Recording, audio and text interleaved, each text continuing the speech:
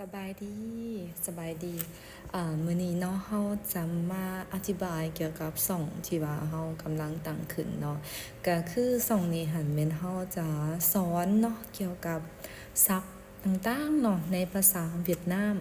ภาษาลาวแล้วก็ภาษาอังกฤษเนาะก็คือใน3ภาษานี่จะบรรจุอยู่ในคลิปเดียวเลยก็คือสาวครูจะมา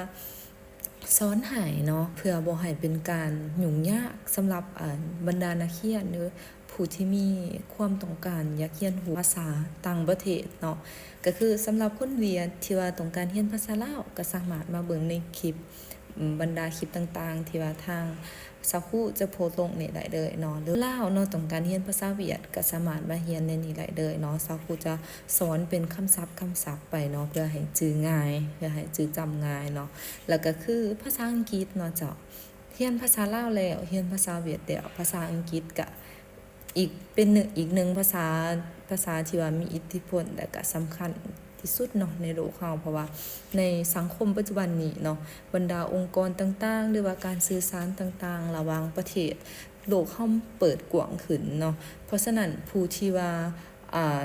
ยิ่งได้หลายภาษาหรือว่าฮู้หลายภาษาซำใดก็ยิ่งเปิดโอกาสให้เฮาได้เขาเอิ้นว่าได้มีโอกาสได้เรียนรู้สิ่งใหม่ๆเนาะได้ฮู้หลากหลายหลานของโลกเฮาเนาะเฮาฮู้หลายภาษาเฮาสามารถบอกง่ายๆเฮาสามารถเข้าถึงแหล่งข้อมูลข่าวสารต่างๆหรือว่าการเรียนรู้วัฒนธรรมต่างๆก็หลายขึ้นเพราะว่ามันจะเปิดกว้างและ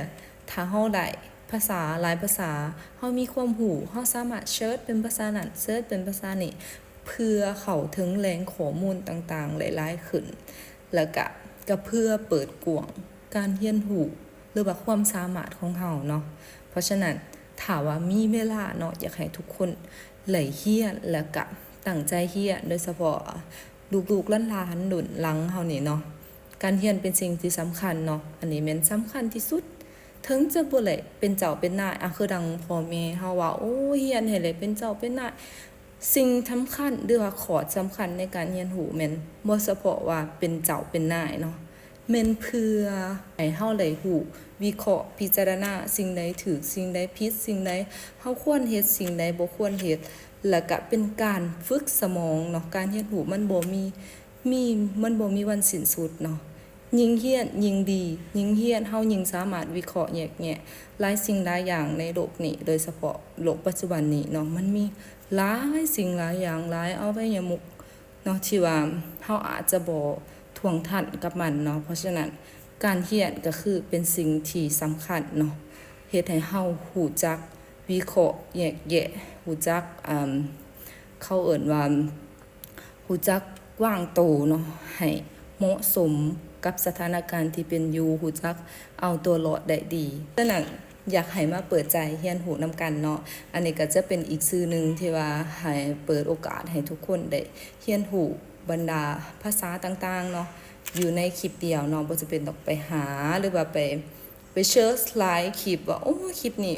โอ้อยากเรียนภาษาเวียดนามต้องไปช่องนี้เด้ออยากเรียนภาษาลาวต้องไปช่องนี้เด้ออยากเรียนภาษาอังกฤษต้องไปช่องนี้เด้อ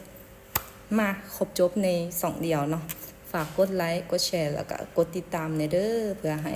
ลูกหลานหรือว่าเจ้าตัวเฮาเองเนาะถ้าไผที่ว่าต้องการอยากเรียนรู้เนาะหรือว่าอยากเรียนภาษาต่างประเทศก็สามารถติดตามได้เดี๋ยวสักครู่จะเฮ็ดคลิปที่ว่ามีสาระแล้วก็น่าสนใจแล้วก็เป็นความรู้ให้กับทุกคนได้เรียนรู้บ๊ายบายขอบใจ